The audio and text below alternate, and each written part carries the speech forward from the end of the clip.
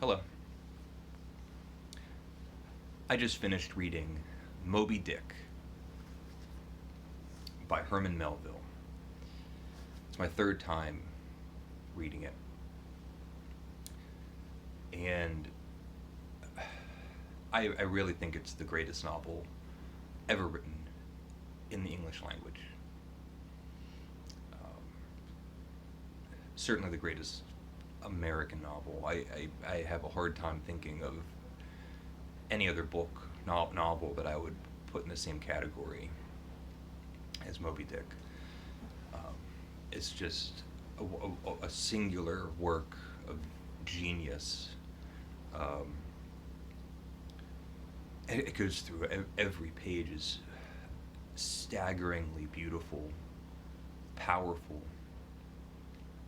The characters, um,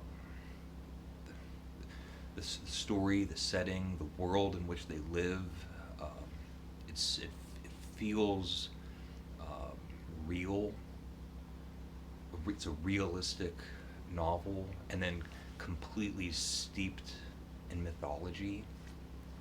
And it's uh, the characters can feel like unique individuals, and at the same time have this psychological quality where you feel like these could be people. These characters are voices in your heads, and it's like a psychological study of human nature. And there's also a purity to the book. Everything is stripped away, and all you're left with is man versus nature, yourself against the world. And then somehow it's so incredibly richly detailed.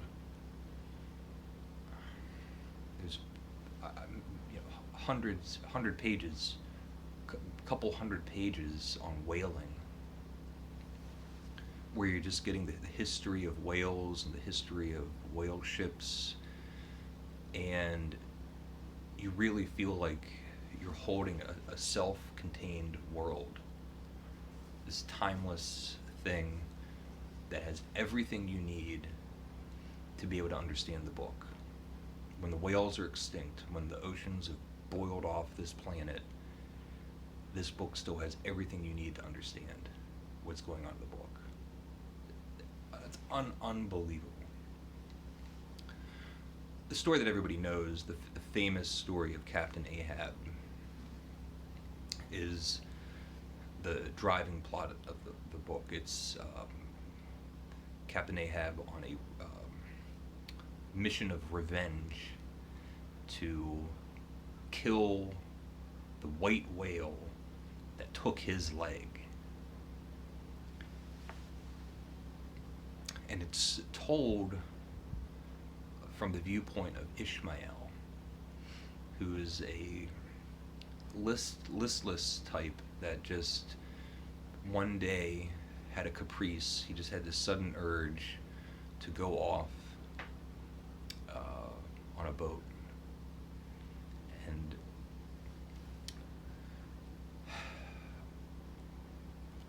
I'll tell you a couple of the things that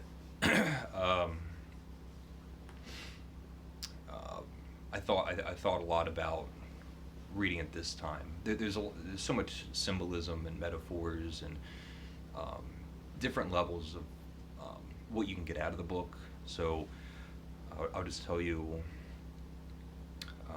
what was impressed upon me on this reading. I really felt like it was a book of monsters.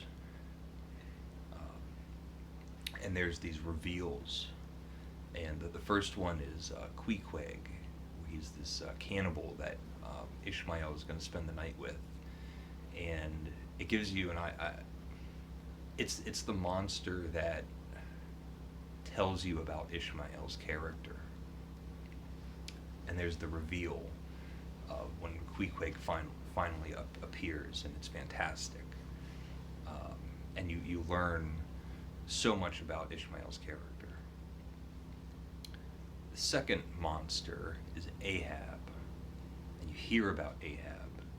Sometimes you can hear him walking with his peg leg on the decks above, and there's this build-up before he actually makes an appearance in the novel. And when he does, there's a huge payoff.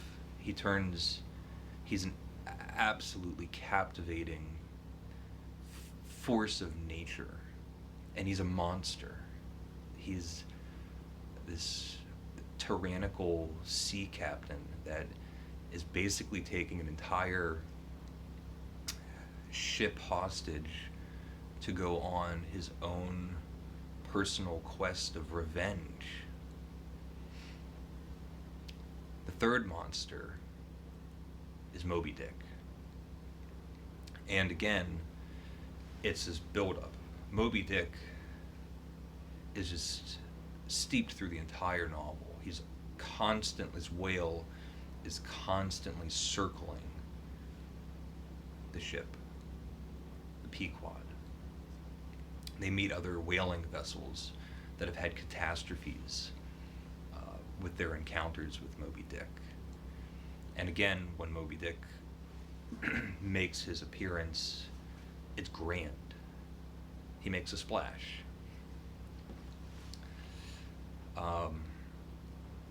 And these two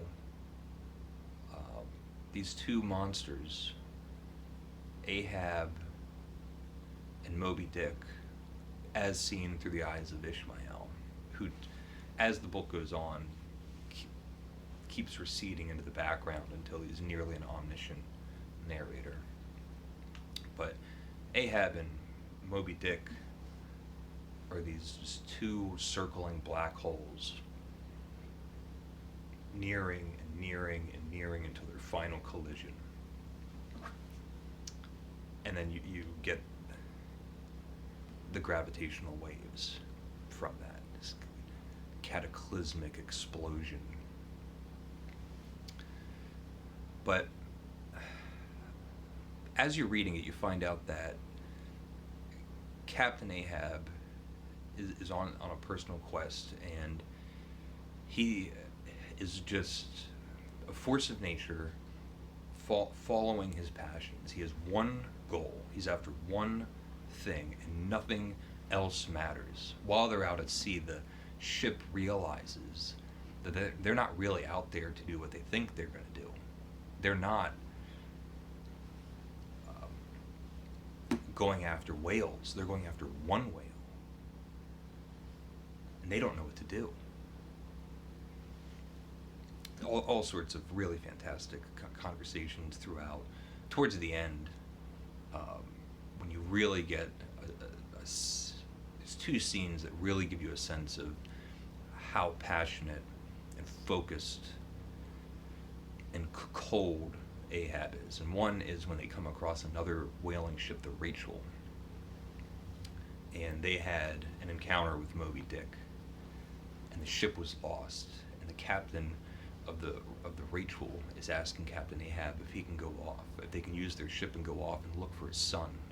His son is out at sea, and they might be able to save him. And Ahab says no. He says the whale is close, and he refuses him. The rest of the crew is pleading with him. Let's please go. He says no. And there's another great scene with Ahab and Starbuck. And it's a very strangely personal scene where they're reminiscing, because everyone on the ship has their own lives. They have loved ones, children, and so does Ahab. He's married and he has a child. And he's talking about this. He's talking about his life, and he says he spent 40 years out at sea. Not 3 had he been on land.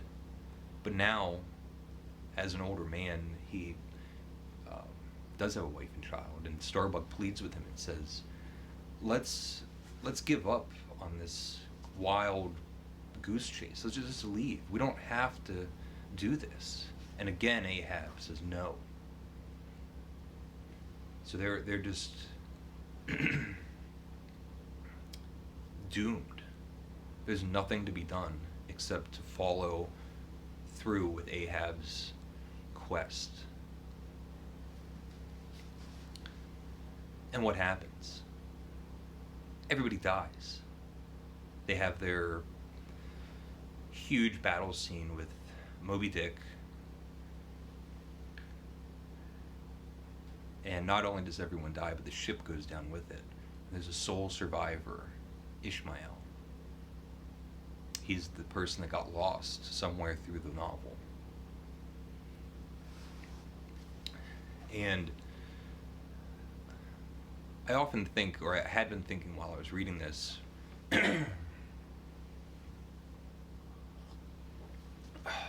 I'm boiling. Oh my god.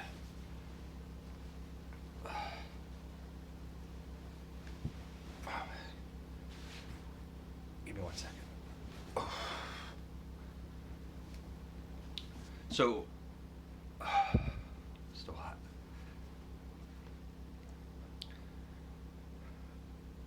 It's a book about following your passions. And what I kept thinking about is that the book isn't about Ahab and the whale.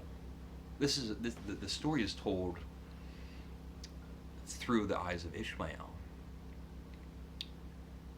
And what I was left with is the feeling that it's a cautionary tale. This is the story of Ishmael. It's a story about a man who followed along someone else's passions.